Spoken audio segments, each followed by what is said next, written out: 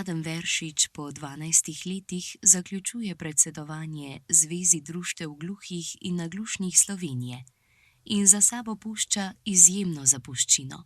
Njegov mandat je bil čas zgodovinskih sprememb in premikov, ki so močno pozitivno vplivali na življenja ljudi z izgubo sluha. Bil je več kot predsednik. Bil je glas za pravice gluhih in naglušnih v Sloveniji.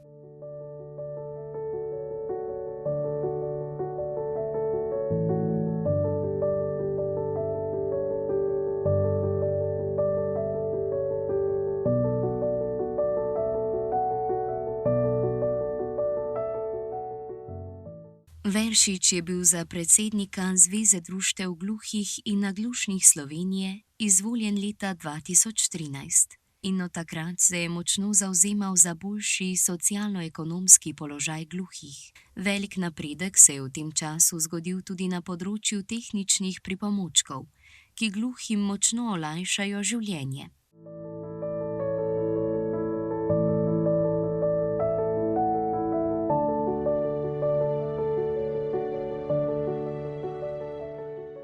Za časa Veršičevega mandata je bil 14. november razglašen za dan slovenskega znakovnega jezika. In sicer smo ga prvič obeležili že leta 2014. Ta dan je čudovita priložnost tudi za refleksijo o pomenu jezika glede identitete, kulture in avtonomije skupnosti gluhih. Zveza društev gluhih in naglušnih Slovenije organizira številne dogodke, delavnice, okrogle mize, kulturne nastope.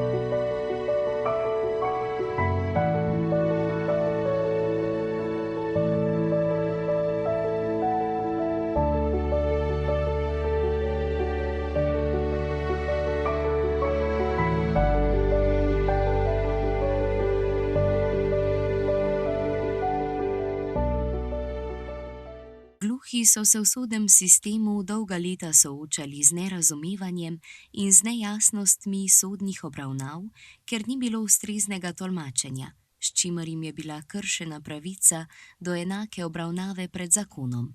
Zveza društev gluhih in naglušnih Slovenije je pod Veršičevim vodstvom na Ministrstvu za pravosodje naposled dosegla, da je v sodnih postopkih, v katerih sodeluje gluha in naglušna oseba, tolmačenje v slovenskem znakovnem jeziku postalo obvezno.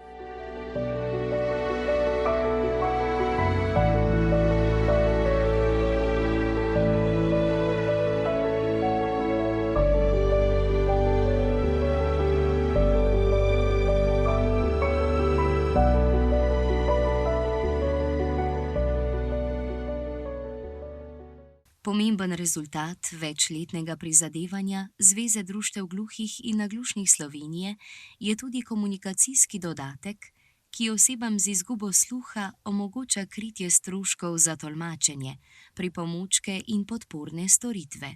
To je eden ključnih socialnih mehanizmov za neodvisno življenje gluhih. Veršič je bil velik zagovornik tega ukrepa in si je zelo prizadeval, da je bil komunikacijski dodatek vključen v zakonodajne dokumente, kar predstavlja velik korak naprej v socialni varnosti oseb z okvaro sluha.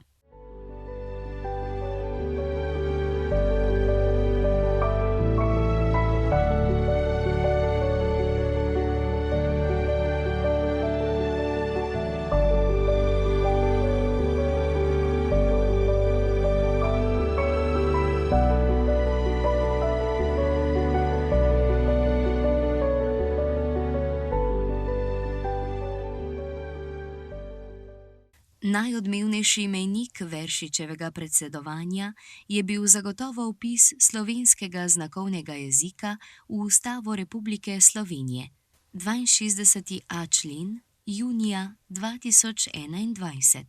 Slovenija je s tem postala ena redkih držav na svetu, ki znakovni jezik priznava kot ustavno pravico. To priznanje ni le simbolično, temveč omogoča konkretne sistemske spremembe v izobraževanju, javni upravi, zdravstvu, medijih in zakonodaji.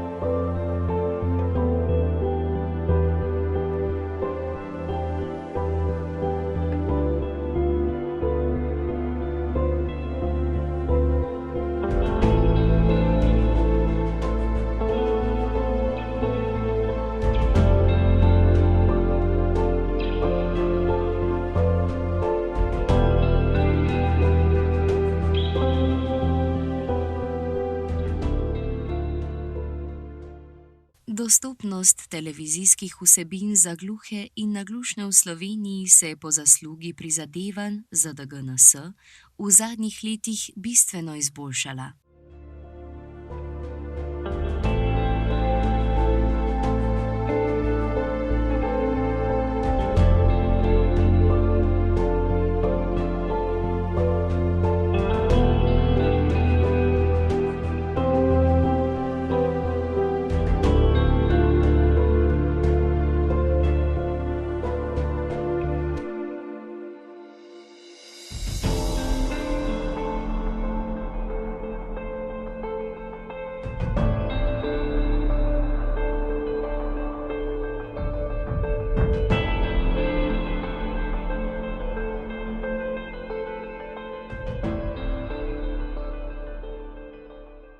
Eden od izjemnih uspehov mednarodnih razsežnosti je dokumentarni film ZDGNS z naslovom 62.a Od prepovedi do ustave, ki pripoveduje zgodbo o dolgoletni borbi za priznanje slovenskega znakovnega jezika. Film je leta 2023 prejel nagrado na India Deaf Expo. Vse to in še veliko več je Mladen Veršič uresničil kot predsednik ZDGNS. Kakšen pa je bil kot otrok, kot najstnik?